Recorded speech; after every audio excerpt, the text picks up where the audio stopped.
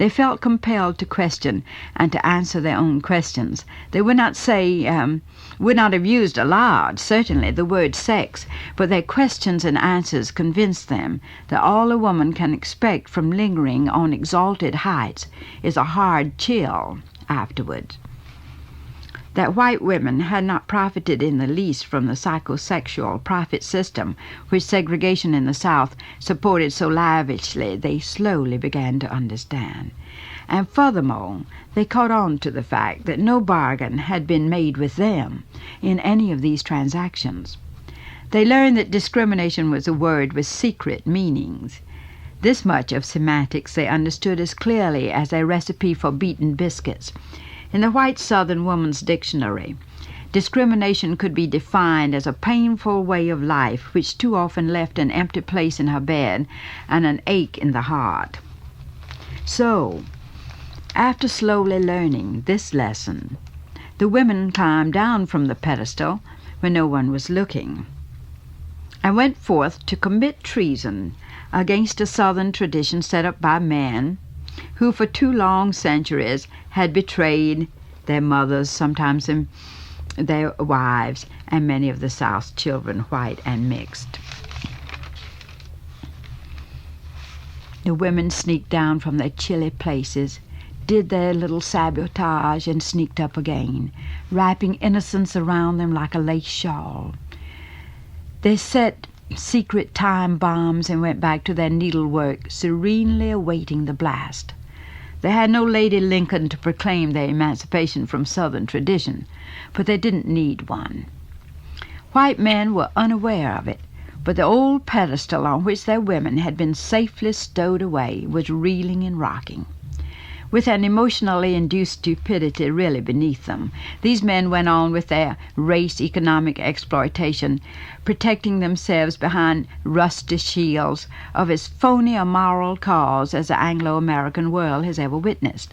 In the name of sacred womanhood, of preserving the home, lecherous old men and young ones who had violated the home since they were 16 years old, whipped up lynchings, organized clans, burned crosses, aroused the poor and ignorant to wild excitement by an obscene imagery describing the menace of Negro men, all of whom you would have thought were hiding behind the cypresses, waiting to rape our women.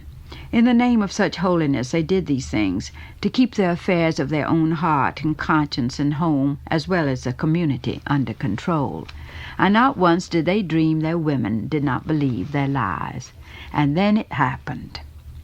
The lady insurrectionists gathered together in one of our Southern cities. They primly called themselves churchwomen, but churches were forgotten by everybody when they spoke their revolutionary words. They said calmly they were not afraid of being raped. As for their sacredness, they could take care of it themselves. They did not need the chivalry of a lynching to protect them, and they did not want it.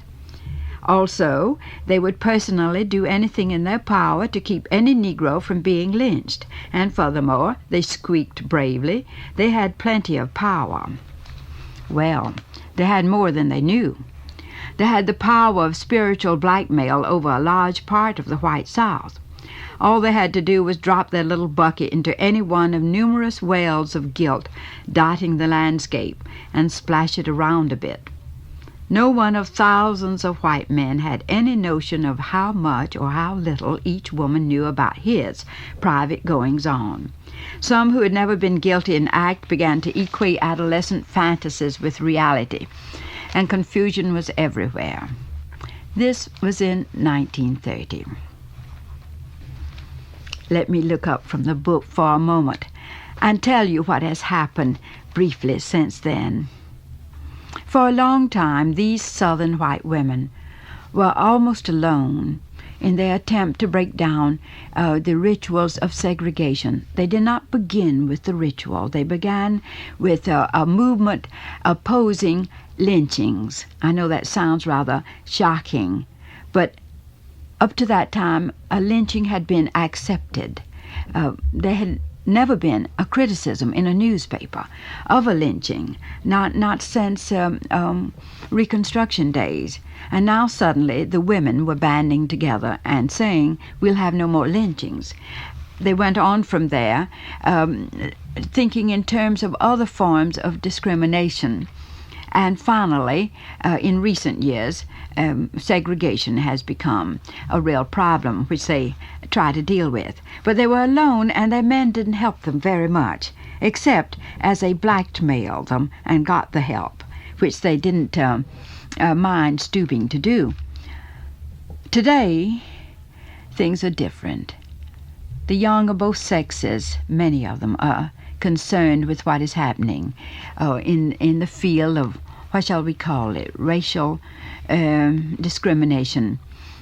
And many college students have thrown off the old words and ideas of white supremacy that for so long enslaved the minds of all of our people. It's obvious, as you must know from listening to the news, that most of the violence now occurring here and there in the South comes from the more ignorant and insecure of our white people. This really isn't too easy to understand. It isn't ignorance that does it so much as it is the mental emptiness, the lack of a vision of the good.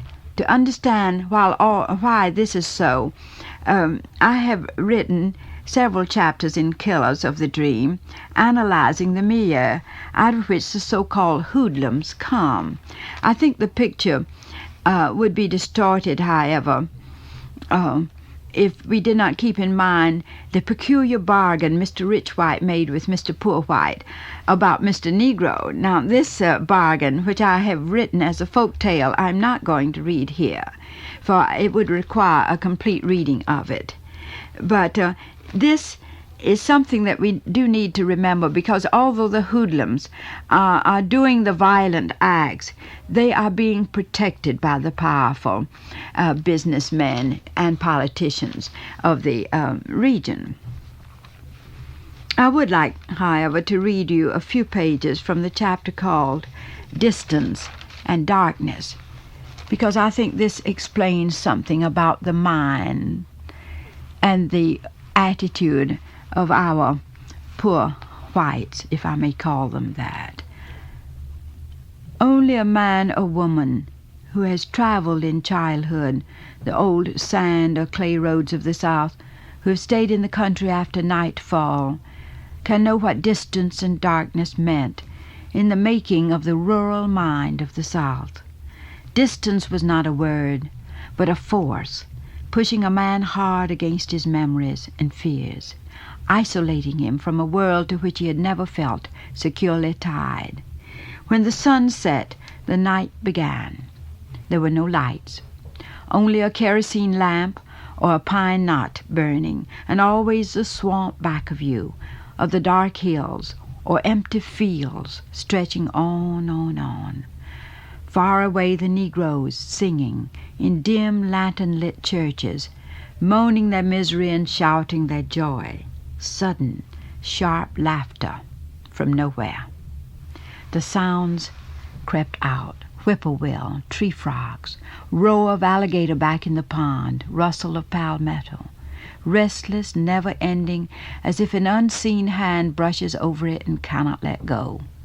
The screams of a wildcat in the swamp. Sounds like these weave in and out of lonely fantasies, pulling in hearsay tales, making a tight mat of facts and feelings and fancies and fears, until one no longer knows the real from the unreal, and sometimes one no longer cares. As you sat there, crazy Miss Sue would walk down the road giggling to herself. You'd say, "Howdy, Miss Sue," and she would hurry past breathlessly as if to keep a late appointment.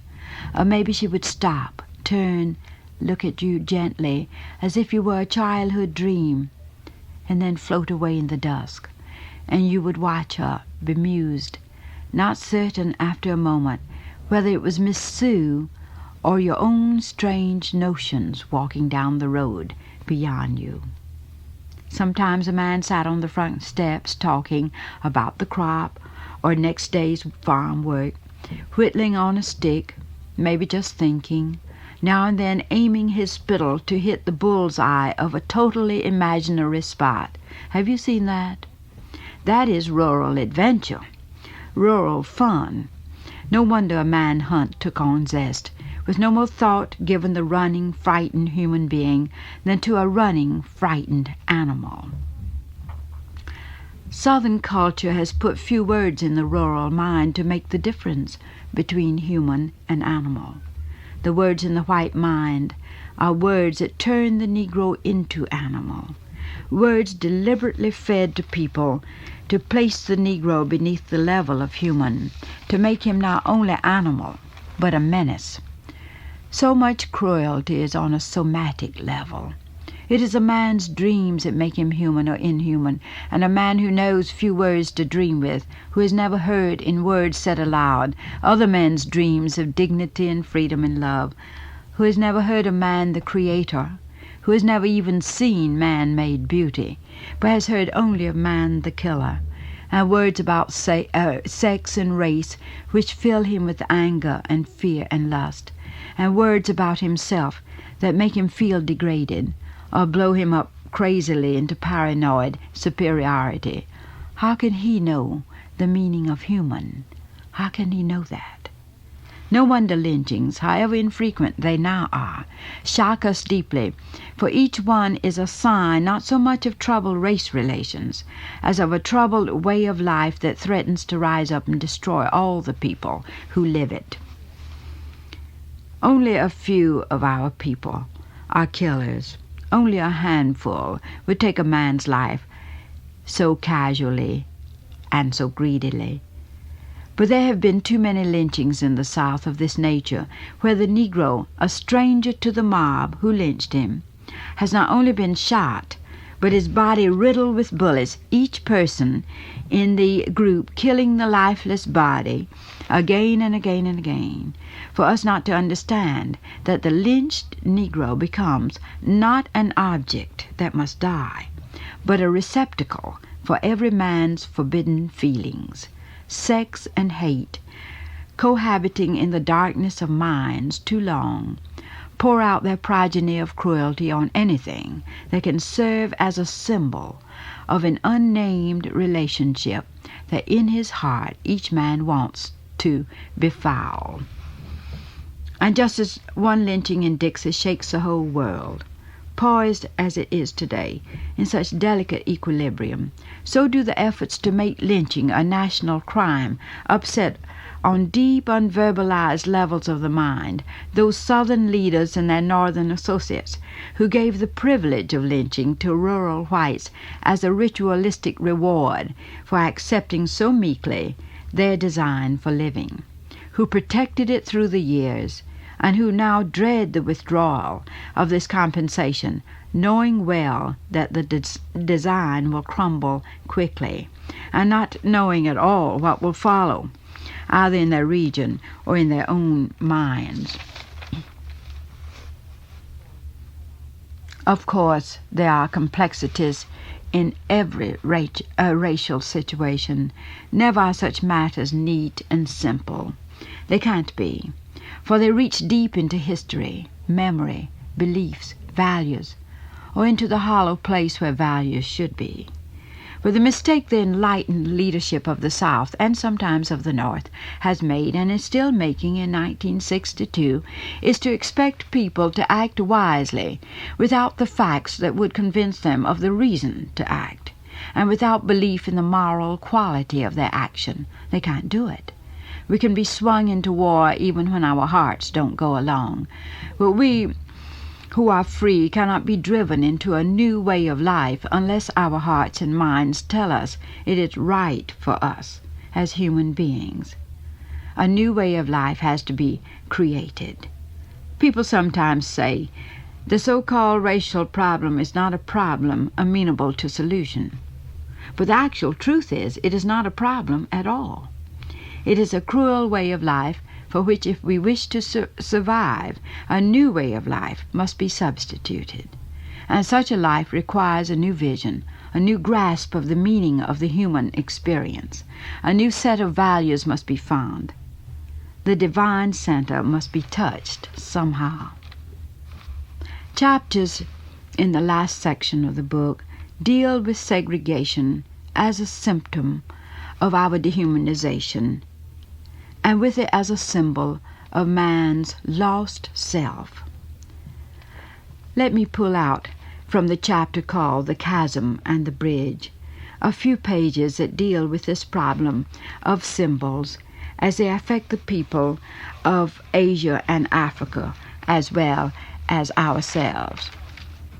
We have brought much trouble upon ourselves in Asia and Africa, I think, because we have looked too hard at realistic facts. The colonists have been demanding for a long time that they be given their freedom, and finally, reluctantly, the powers are now turning the countries back to their rightful owners. But listening to the nation's demands for freedom, we Americans have tended to think that these new nations, after experiencing political domination, now want a form of government that will be democratic, that will give the citizens full voice and control over their political affairs, and that will safeguard their civil liberties. Actually, nothing is further from the truth. What the new nations want, what these Asians and Africans want, is to be free of the old symbols of contempt that they were burdened with by their colonial masters. They have not forgotten, they can't forget, that as the symbols of contempt were being laid on them, their old symbols, which had given them a sense of dignity and value, were stripped away. These new nations are, in a sense, without symbols today, and men cannot live that way. To them, democracy is merely a fine idea. Whatever symbolic meaning it may have for Americans, for the former colonial people it has little, and this little tied to the fact that the colonial powers also call themselves democracies, carries with it some bad memories. Democracies certainly at present cannot meet their need for symbols, but equality does, and they will trample the earth to get it. They may cry freedom as they trample, but in their hearts they are singing of equality. All men are equal is a phrase heavy with meaning, powerful in its emotional effect upon those who have been long oppressed by the white man. But what are the facts about this statement? Are men equal? No, they are not equal, will never be, have never been. Indeed, the end of the human race would have come long ago had they been equal or the same. We are different in 10,000 ways from each other, and we know it. We know, too, that out of these differences, these infinite variations, comes mankind's chance of evolving into a new being. We also know that equal, while relevant when we speak of refrigerators, is senseless when we speak of people. And the Asian and African leaders know it too, but they also know that underneath the surface facts of men's differences, the symbolic truth is that we are equal as human beings. Equal before God, equal in that we are born and will die, equal in that we get sick, get well, grow and learn and become aware, and are hurt with anger, and light up with hope, and can work and create and destroy, and sleep and dream, and make love and kill, and use words and symbols, and ask questions. Equal in that we long to reach out toward the great unknown. Equal, too, in our need of each other, for the weak need the strong, and the strong cannot long survive without the weak. All this is true. But there are realistic facts in the Asian-African situation, and we Americans keep feeling that sensible men should put them first. Food, for instance, when people are starving; housing, when so many are without shelter; and schooling and hospitals and roads and better farming methods, and so on. In a sense, we are right. It might be most sensible to nourish the body before bothering much about the soul and the heart, but it would be difficult to persuade people that this is so. Symbol hunger is importunate. It pushes sensible needs and facts away from it. We Southerners should remember this from our experience, whether we understand or not. However, the African and Asian leaders do understand, and though they are working to meet their people's physical necessities, what they long for, dream about, and connive to get is equality. Equality as persons, equality in terms of human rights, equality in the United Nations, and let's say it, racial equality. They want a black face to count as much as a white face does in every situation in the world. And what they hate and fear more than hunger and more than death are those symbols called segregation, apartheid, colonialism, and the actions that are tied to them. Of course they know the facts of the communist threat to their newly found political freedom, but remember, these are facts. They don't enter the part of the mind where the old symbols crouch, breathing out poison. When African leaders tell us they are not interested in communism or capitalism, we should listen. If we don't, once more the white man's blindness, his own confusion about facts and symbols may drive these leaders to pick out of the historic mud a symbol on which they can nourish their hurt dignity. And that symbol is black supremacy. It has happened before in our own South.